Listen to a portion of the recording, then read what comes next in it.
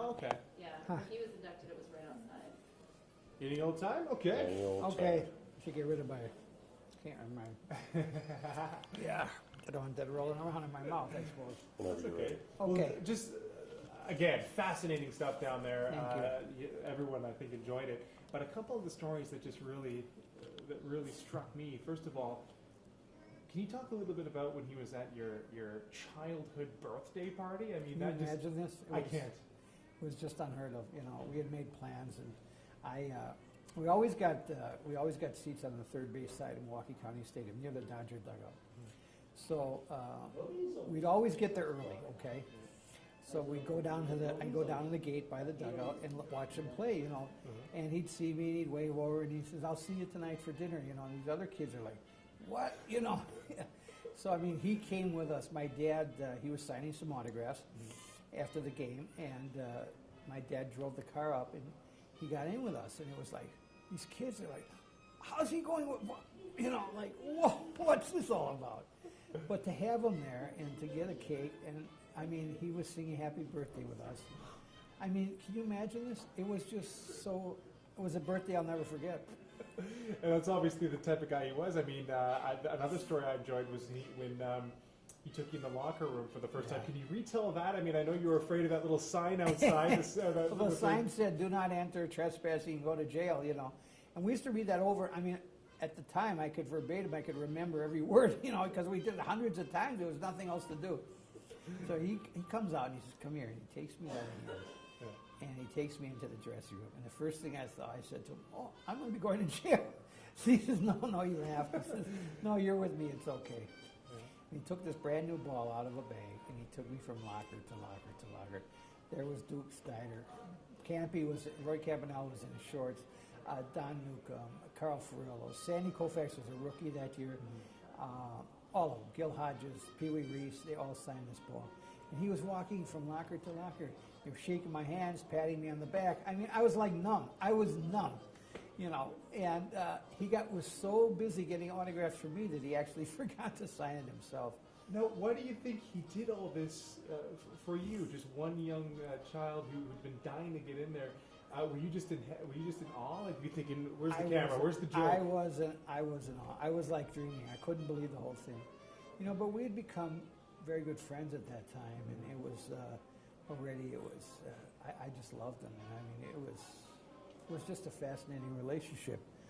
To have a hero, and to have a hero like this, I mean, he was such a role model.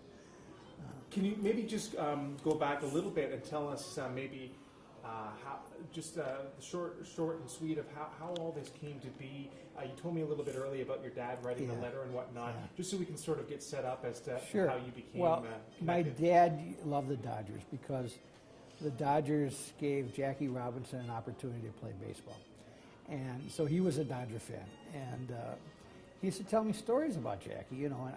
And he said to me one day, he says, "How would you like to meet Jackie or get his autograph someday?"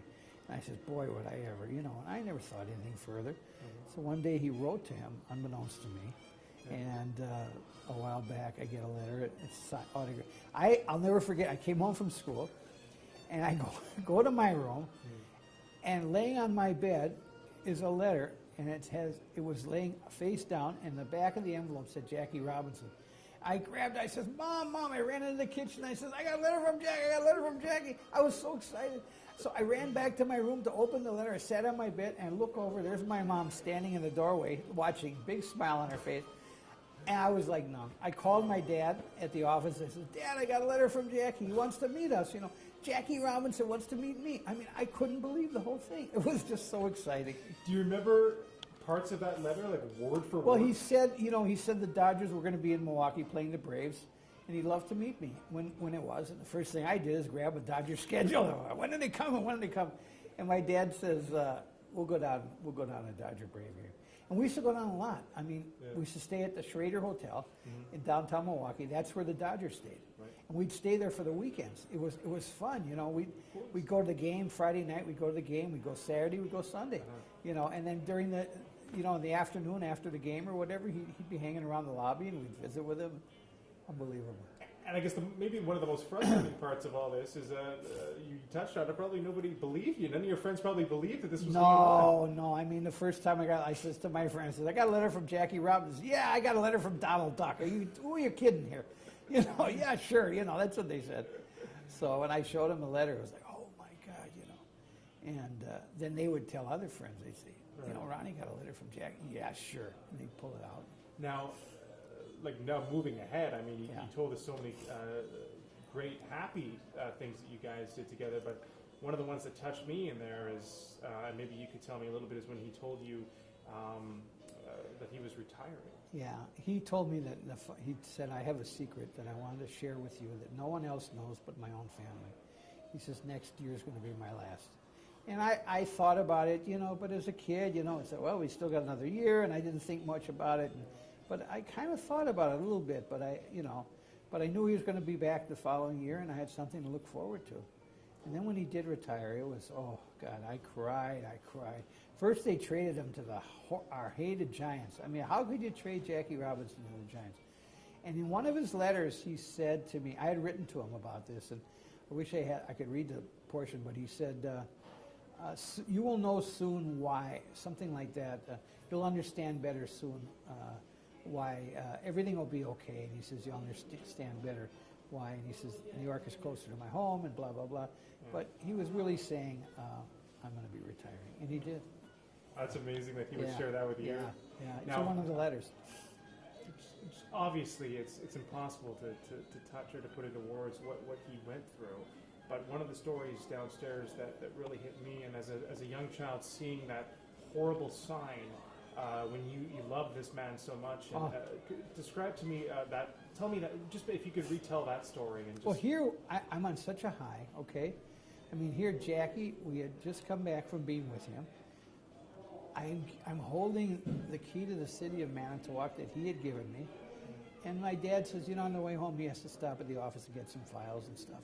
And we drive up to my dad's office, and I look, and it's like I couldn't believe what I was seeing. And my dad said, "Oh my God!" I remember him saying, "Oh my God!" And I started to cry.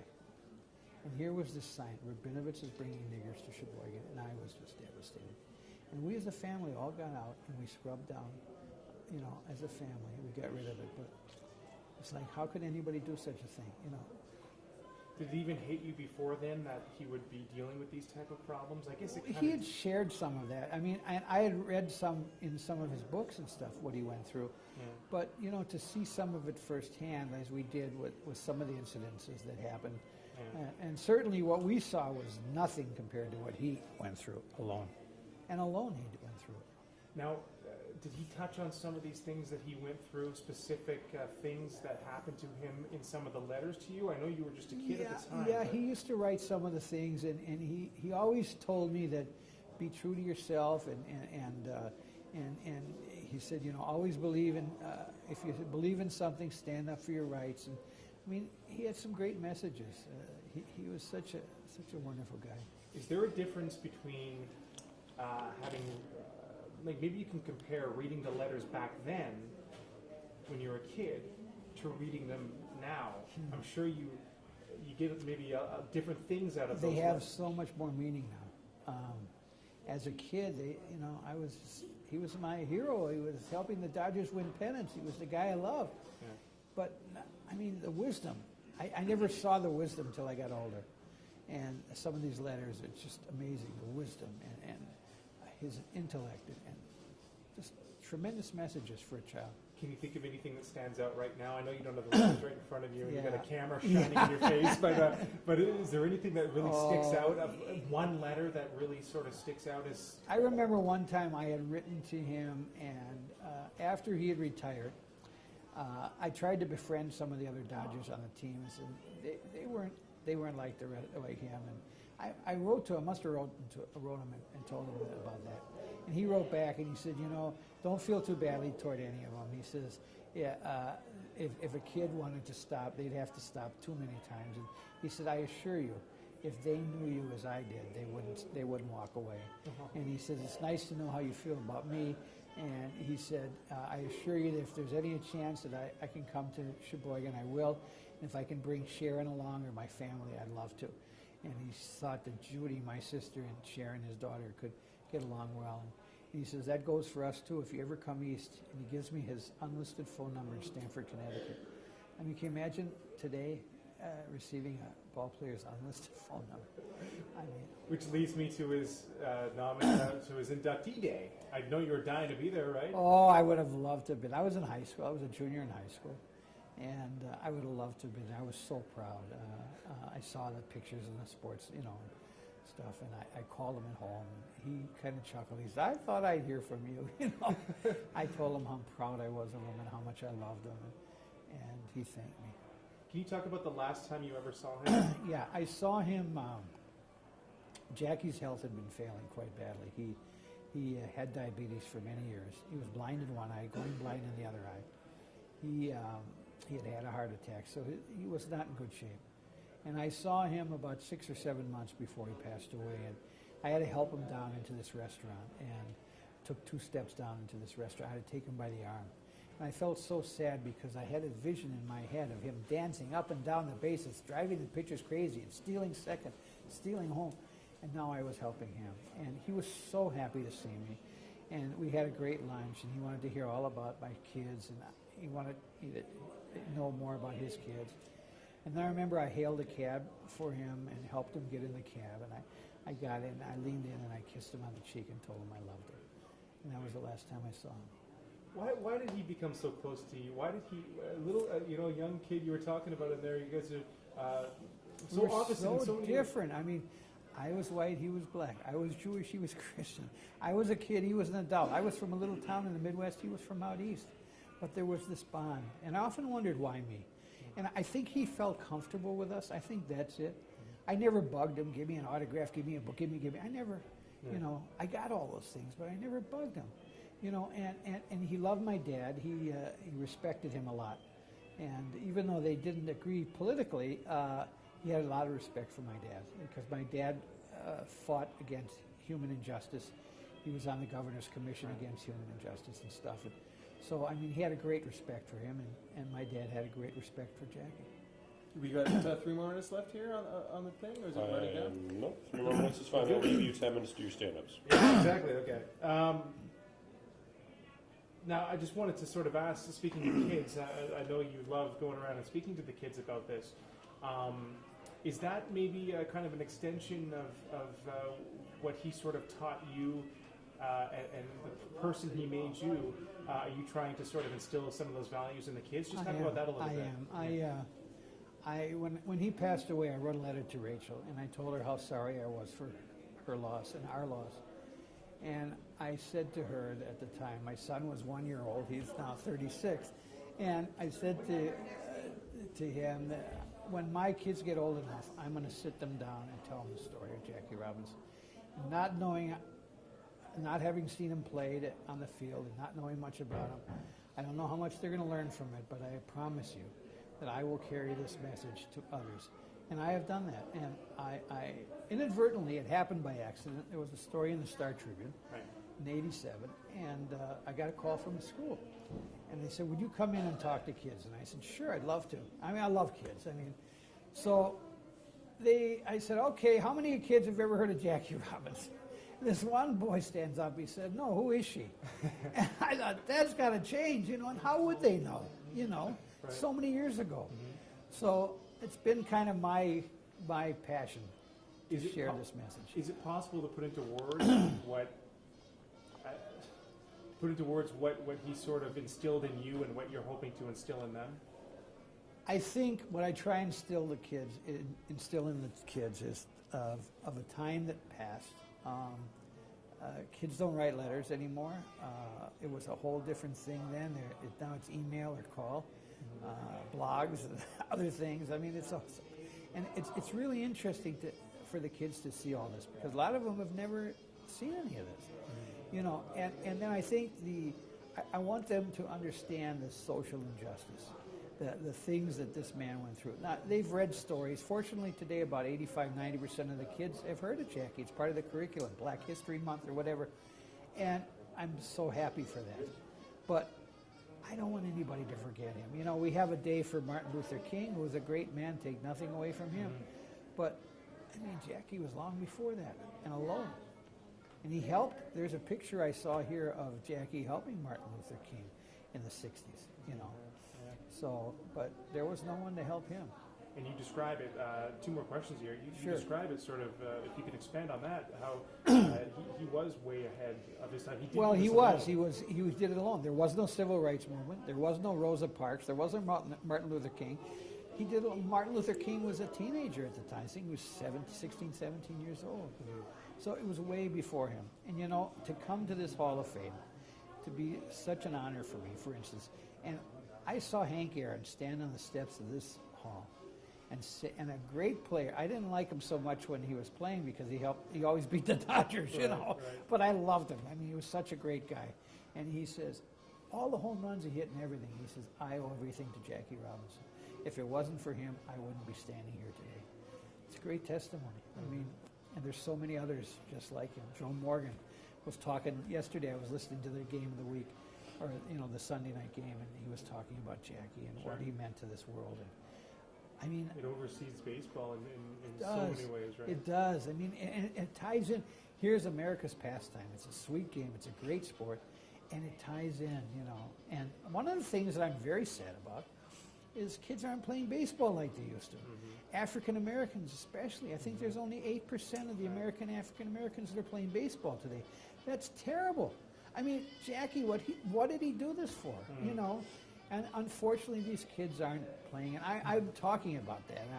And I single-handedly, I can't do a lot, but maybe I can help some kids, and maybe I can teach something, and I hope that will continue on. One more question. Sure. Is there any question that ever stuck out from the children that you talked to? Is there a question that a kid has asked and you thought, oh my goodness, like something specific that makes you realize, like, I'm glad I'm doing this, you know what I mean? Well, you know, it was very interesting. And some of these kids at third graders, second graders, I mean, I've talked to kindergarten, I've talked to high school, adults, anybody to listen, I'll talk.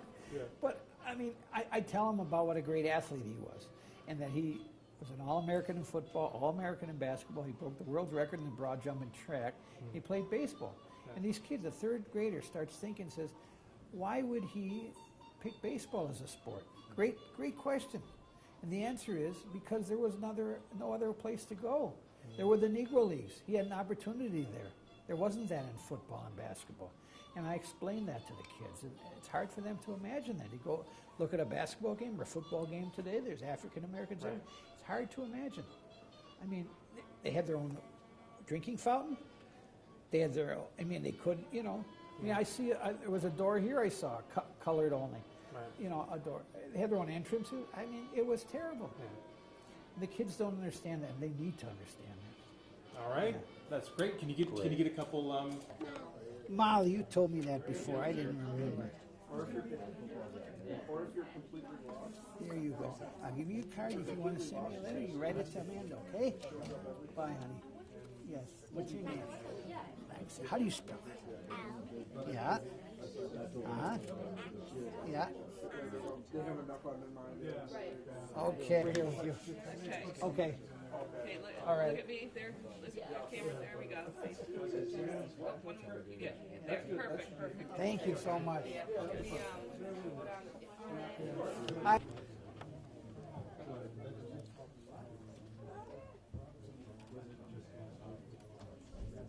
There you go. Thank you very much. Thanks. Nice to meet you. What's your name? I don't think we'd hear anywhere else. Yeah. Michael. Michael. Nice to meet you, Michael. Hi, how are you? Ron Rubin. I'm Mike from. Mike. Actually, I grew up in Long Island. Good for you. And I really enjoyed it. So he's always been a favorite of mine. And Terrific. I never got to Huddersfield. Didn't you? I never did either. Yeah. Thank you very much. What's your name? Hi, Carol. Nice to meet you. Yes. I think of from something else. Right? I think of from she kind of comes from a Dodgers fan. Yeah. And my father passed away not too long ago, so she's like so mourning. So I was very possible to get one for me and one for her. Oh, sure. I really like it. Okay. What's your name? What's your name? My name's Carolyn. There you go. And your mom's name? Mary. Betty? Mary. I'm sorry.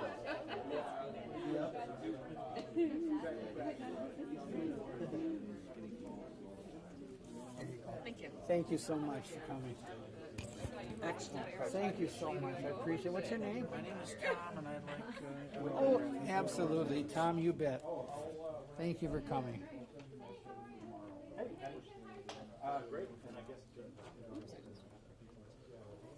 Apologize to you. Thanks so much. Where are you from? Oneonta. Okay, great. Great. Nice to have you. My kids, except that's a friend. But can I have you sign my thing? And then Sure. can I get a picture with Sure, I'd love it. He's just What's started. your name? My name's Kathy. Kathy. He just started sending out cards. Who'd you get so far, Tom? Chipper Jones. Yeah, he's trying Terrific. to get. Here's Amanda's card if you ever want to drop And they'll off. send a letter to you and that address. Oh, here we go. Thank you so much. Thank you. And then can I And get that, your card? you bet. What's your name, honey? Liz? Okay, L-I-Z? Yes. There you go. You This is bet. what you guys do. Tom?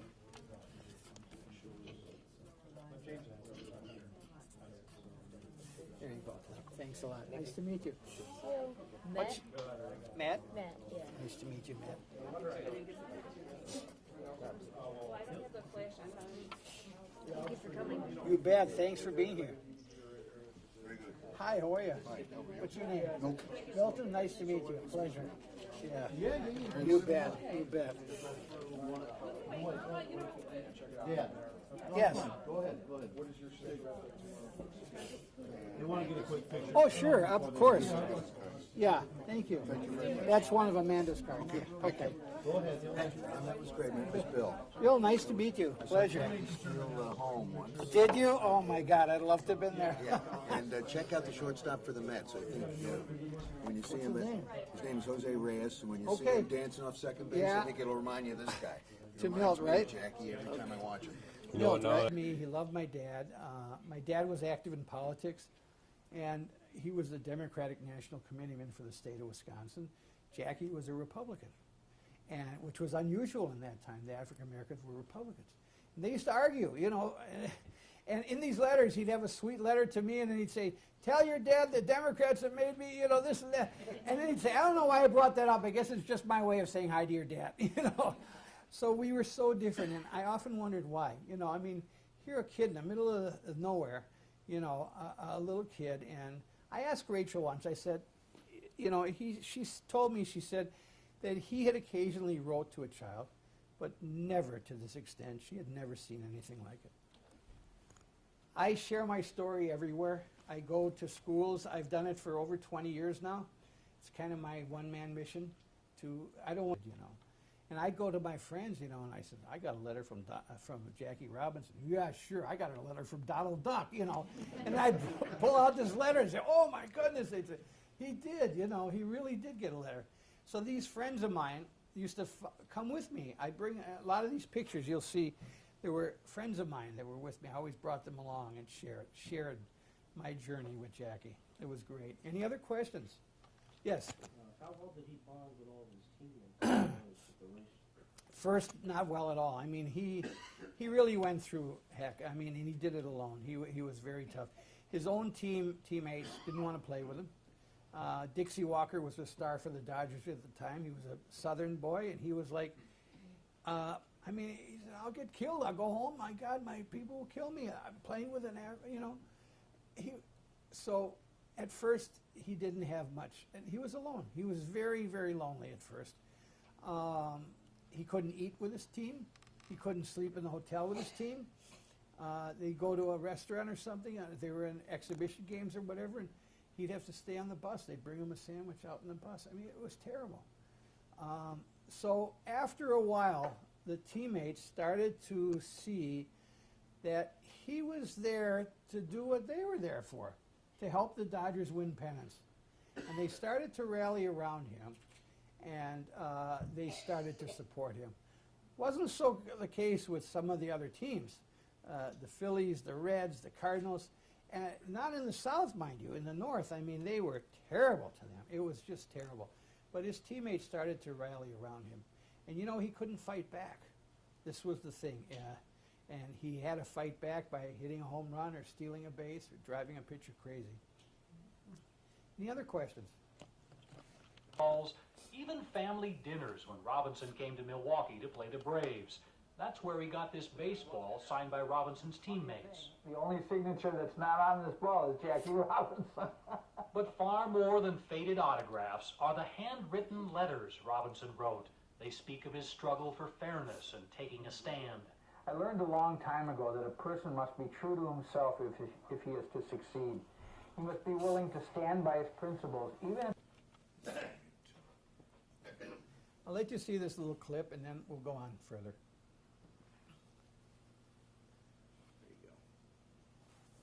This was on the field in Milwaukee. That's me, my sister, and another friend.